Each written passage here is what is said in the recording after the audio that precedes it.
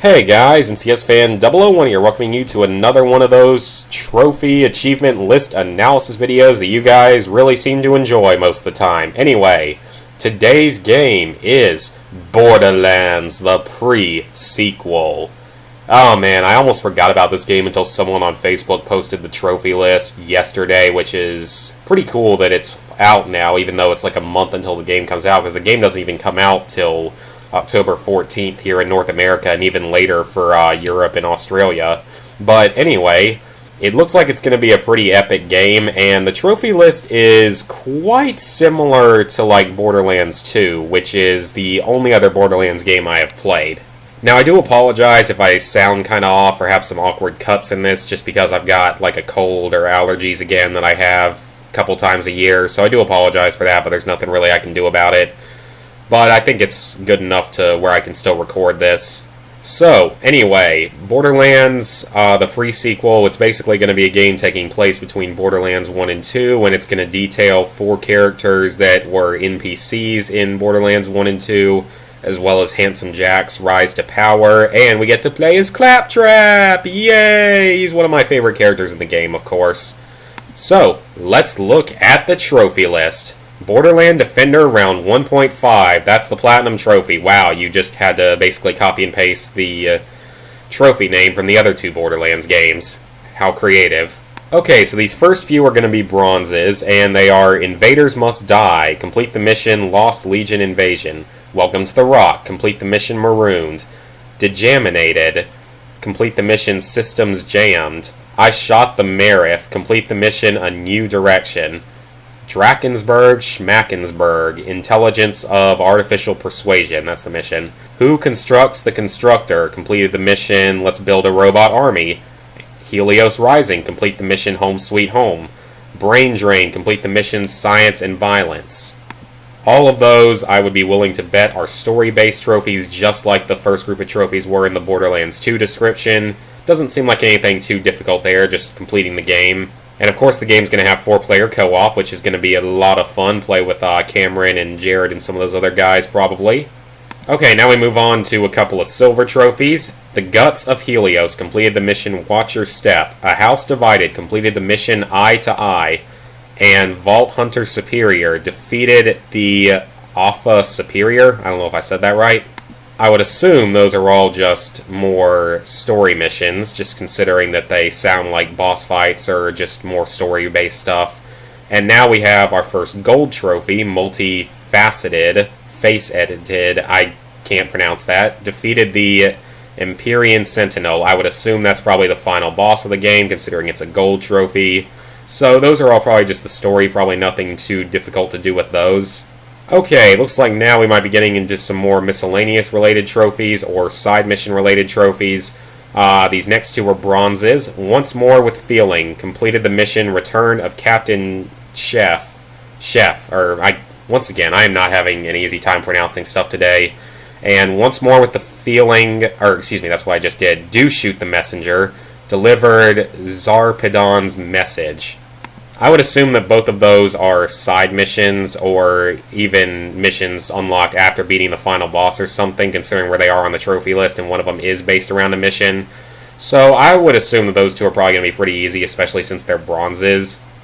The Gun in the Stone, remove Excalibastard from the stone.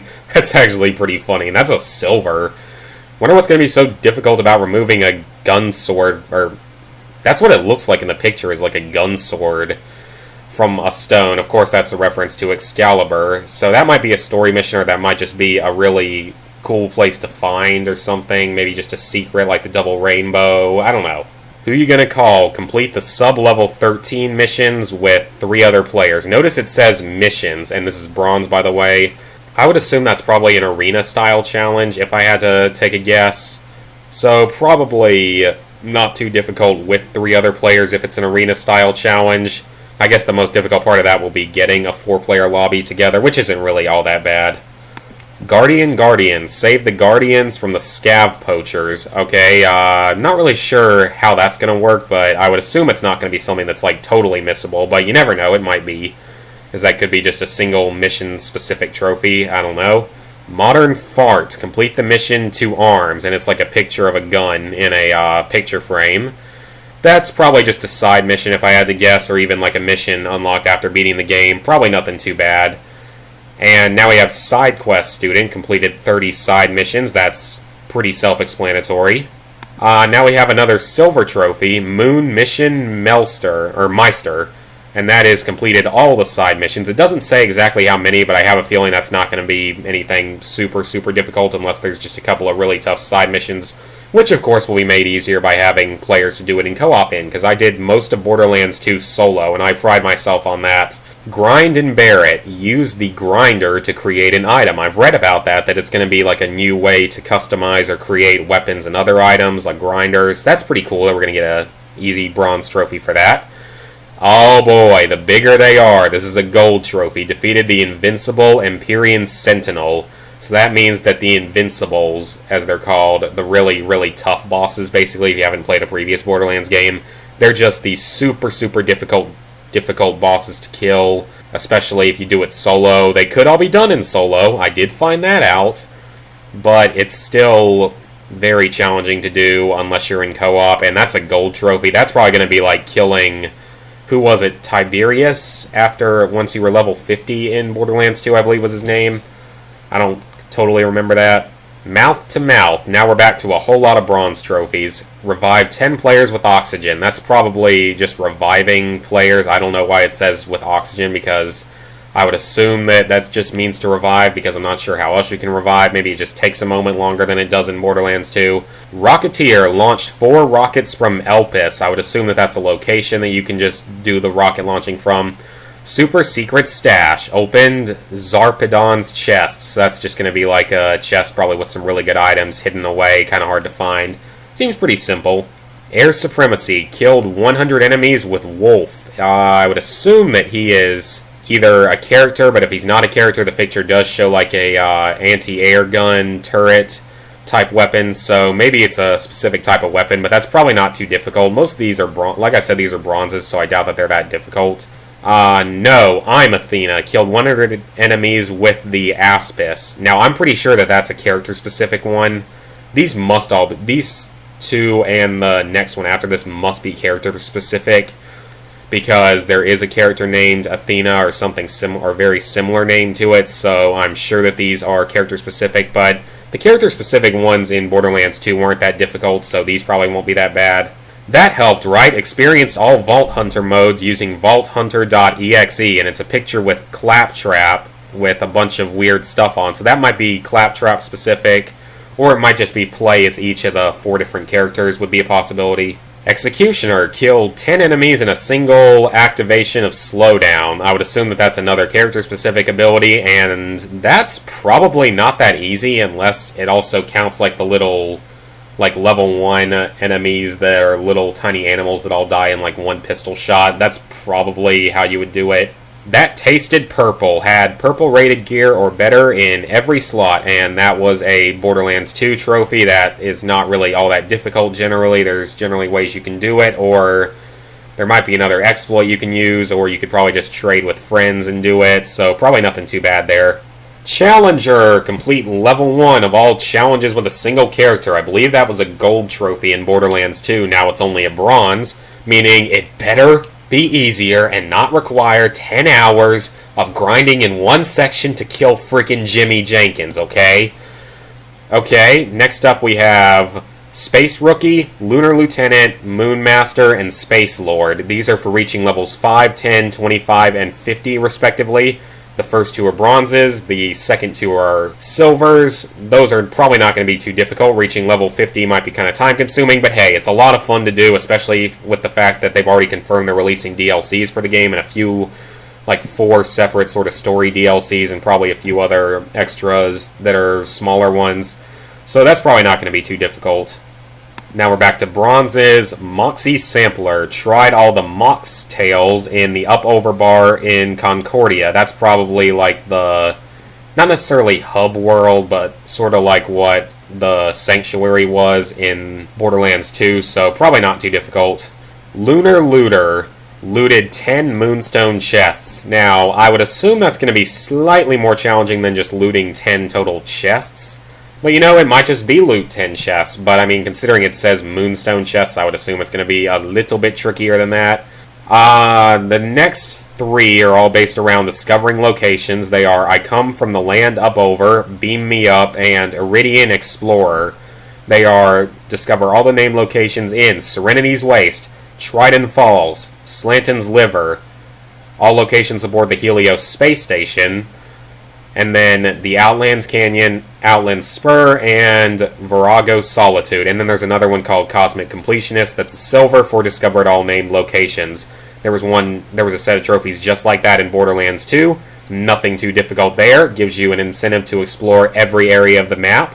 So that'll be fun. Just get to go exploring, hopefully find some cool Easter eggs and stuff. High Fashion unlocked 10 customization items. There was a trophy just like that in Borderlands 2. That's going to be probably very easy. And these are all bronzes again. The Duelist won a duel. That's probably really, really easy as well because that just requires a second controller or a second player. Collateral Damage had a Lost Legion Eternal kill 3 of his friends. So that's probably like what you had to do with the Goliath by having the Goliath level up 3 or 4 times by killing his own friends. Not super difficult, so that's probably not going to be awful.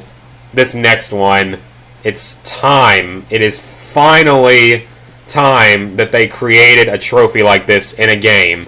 After everything from the Call of Duty games especially introducing it, 360 no-scope while airborne, spun 360 degrees, then got a kill with a sniper rifle without using the scope. Once again, it's about time a game gave us a trophy for that, so good job, Borderlands 1.5, or the pre-sequel. Thank you for finally putting that in. Now we have our last silver trophy in the game, Expensive Taste. Use the grinder to create a legendary item. I would assume that either requires you to be like a super high level, requires certain materials, or just it's possibly very heavily luck-based. Next up, Ice to Meet You. Shattered 3 frozen enemies with a single slam attack. I believe that there is going to be like a new class of weapons that can freeze people, which is very cool, actually, that it's going to be like the new class of weapons, sort of like slag and corrosive and fire. And then you just have to slam 3 enemies while they're frozen. That's probably not too difficult, though. Elementalist had an enemy frozen, corroded, ignited, and electrocuted at the same time. That seems like it's not going to be all that easy, just because, I mean, getting someone all 4 apparently status effects, so it looks like slag might not be brought back in this game. But, when you see that, you gotta freeze someone, corrode them, catch them on fire, and electrocute them all at the same time. I bet, though, that a way you can do that is if you have each of the 4 players shoot them at the exact same time with one of the elemental weapons would probably be a good way to do it. Pancake Parlor. Pancaked an enemy in the Stingray. I would assume that that's a vehicle and you just have to run someone over, because that sounds pretty simple. And finally, Who Needs Air? Suffocated for 5 continuous minutes without dying. I'm not really sure how you can do that, but maybe that's a special ability or something. I can't really tell, though. That seems actually kind of tricky. But I don't know all the specifics about the game yet, so it might not be all that bad. So guys, with that, that is all the trophies for Borderlands, the pre-sequel. I'll admit the game looks like it's going to be a lot of fun. I loved Borderlands 2. And it was one of the few games I've bought in the last probably 2 years that wasn't really purely for trophies. I mean, I don't buy a whole lot of games. I get most of mine on GameFly, and most of the games I buy are downloadable games like Minecraft. But this is definitely going to be a game I buy as soon as I have the money for it. And it's actually right after my birthday, so I'll probably be able to buy it, which is kind of awesome. So, yeah, I can't really wait for the game. It's going to be pretty epic. October 14th here in North America. Looks like a fairly easy platinum, or excuse me, not easy, but at least a fairly simple platinum trophy. I would probably give it a 5 out of 10, maybe a little bit easier, maybe a little bit harder, depending on how much you play in co-op and how good your co-op partners are. Because Borderlands 2 is not easy to platinum basically all solo. I mean, it could be done. I basically did as much of it solo as possible, but I would not recommend ever doing that again. And I fully intend on playing the crap out of this game over winter break with my friends, and it's going to be a lot of fun and stuff like that. So, like I said, I would rate it around a 5 out of 10, probably 50-ish hours of gameplay for the Platinum, possibly a little bit more or less. But anyway, hope you guys enjoyed this video. Hope you guys enjoyed another trophy list analysis. I hope you guys are also looking forward to Borderlands, the pre-sequel. And I'll see you guys for the next one of these videos.